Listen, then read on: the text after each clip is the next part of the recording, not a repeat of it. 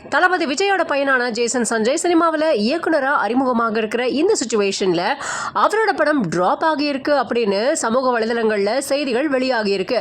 இது ரசிகர்களுக்கு பெரும் ஷாக்கையே கொடுத்திருக்குங்க. தமிழ் சினிமாவில் கிங் ஆஃப் ஓப்பனிங்னு சொன்னா அது தளபதி விஜய் தான். ஒரே நாள்ல 100 கோடி தாண்டி இவரோட படங்கள் வசூலிச்சுட்டு வர இந்த டைம்ல இப்போ அரசியல்ல இறங்கி இருக்கிற நம்ம விஜய் அவர்கள் சினிமாவை விட்டு வெளியேற போறதா அறிவிச்சிருக்காரு. அதே சமயம் அவரோட பையனான ஜேசன் சினிமாவில் இயக்குனரா களமிறங்கி இருக்காரு.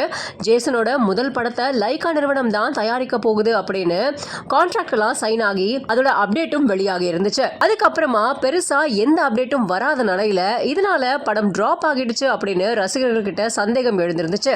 இந்த நிலையில இந்த படத்துல நாயகனா சந்தீப் கிஷன் நடிக்க போறதா படக்குழு அதிகாரப்பூர்வமா அறிவிச்சு வச்சிருந்தாங்க.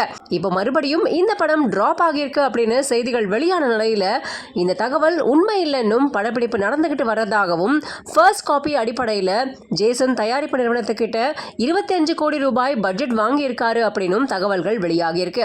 இதனால இப்போ தளபதி ரசிகர்கள் அப்பாடா அப்படின்னு நிம்மதியாகி இருக்காங்க. இந்த மாதிரி மேலும் பல அப்டேட்ஸ்க்கு தமிழ் கிளிட்ஸை ஃபாலோ பண்ணிக்கோங்க.